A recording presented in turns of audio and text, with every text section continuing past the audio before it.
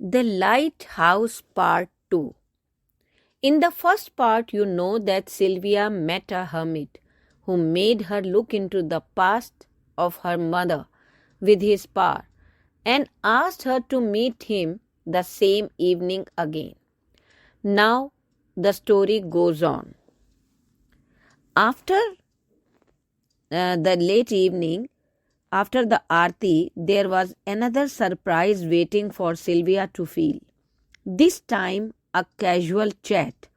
The old man held her hand, and Sylvia went into the trance. She saw that her father was talking to an old man. She could not hear what they were talking about, but she could judge that some argument was going on, as her father seemed to be shouting and left the house. After some time, her mother Padma left for the lighthouse, and in the darkness of night, both eloped from there, and they were never seen again. People were gossiping that she went with Robert, who lost his job at the lighthouse. The story did not end here. The old man chanted some holy words, and Sylvia was back from there mentally. She felt a headache for a moment, but soon she was okay. Now the old man told her that his name was Venkateshwara and he was a priest in a village of Kovalam. There lived a family of Uni Krishnan. He was one of the richest persons and belonged to a prestigious family. People respected him for his kind-heartedness and honesty. He had two beautiful daughters, Padma, the eldest, and Ratna, the younger one. Both were beautiful, caring, loving, and well-mannered daughters. Somehow, one day Robert came in contact with Padma and was in love with her. They both loved each other. Later on, Robert came to know that if he would marry Padma, then he would get a lot of dowry. He became greedy. Padma's father was a mature person and could read Robert's mind. He simply said no for their marriage. Robert started shouting, and just to take revenge, he befooled Padma and eloped with her. As a result, the prestige of Uni Krishnan got tarnished. People of the village boycotted him from society. No one was ready to marry Padma's younger sister Ratna.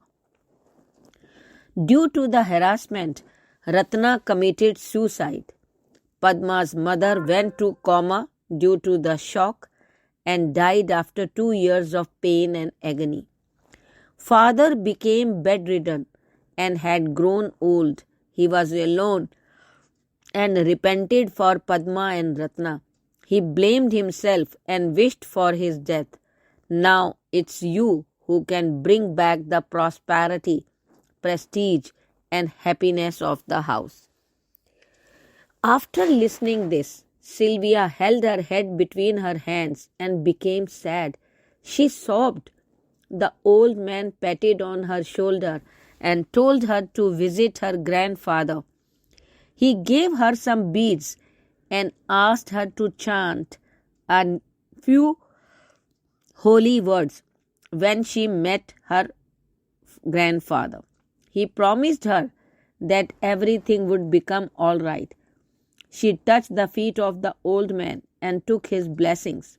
The next morning she took a flight and reached Kovalam. She was so eager to meet her grandfather that if she had wings, she could have flown there. Around 11:30 a.m., she reached the village and saw the lighthouse at the edge of the coastal area. She asked someone for the address of Uni Krishnan. The villagers guided her the way but were shocked to see a person going to his house after a long time. On reaching her grandfather's house, she knocked the door and an old maid opened it. She asked for her grandfather and straight went to his room. He was sleeping with open eyes and was looking pale and weak. Her grandfather looked at her and asked about her. She took out the beads and chanted holy words. After that, she told the whole story.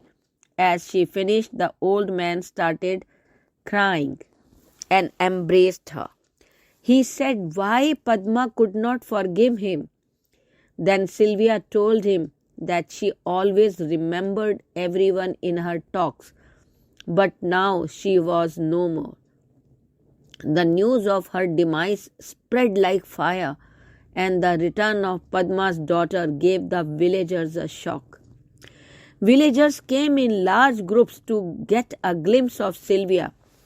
They were surprised as Sylvia looked similar to Padma. The next morning, her grandfather called a lawyer to make his will and to transfer all his property in the name of Sylvia. She stayed there and took care of her grandfather. After a week, he was back to life and was happy with Sylvia. She adopted Hinduism and decided to stay there forever. She was happy to continue her writing. She got the plot for writing her novel, The Lighthouse. This brought her fame, as it had become the bestseller. Sylvia's visit to her father's town was fruitful for her in the sense that she met with her grandfather, who had forgiven his daughter, Padma, who had already died. Above all, she was adopted by him. Sylvia was too happy to have her own family. She visited all those places that were once a part of her mother's childhood. It gave her immense satisfaction as she felt her mother's presence. She tried to spend most of her time with her grandfather, learning about Hinduism, their culture and traditions, and along with attending estate work and fishing business of her grandfather. Her grandfather was quite happy to see her enthusiasm and the fast learning of his culture and his business. He could see the reflection of his daughter Padma in her. Sylvia also loved him very much and took great care of him, not because of his property, but due to belonging with her mother. The grandfather Uni Krishnan also forgot his pain of past and enjoyed his new life with Sylvia. Sylvia wanted to know a lot more about her mother's childhood times and started collecting her old pictures from wherever she could get for her memories. Then she started knowing things about her grandmother, whom her mother Padma considered the most loving person on the earth. One day, she requested her grandfather to allow her to visit Banaras along with him. He granted her.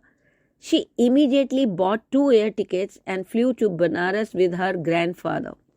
After offering tributes to her grandmother and her own mother at Ganga Ghat, she searched for that old man whom she met last time and who had guided her to reach Kovalam.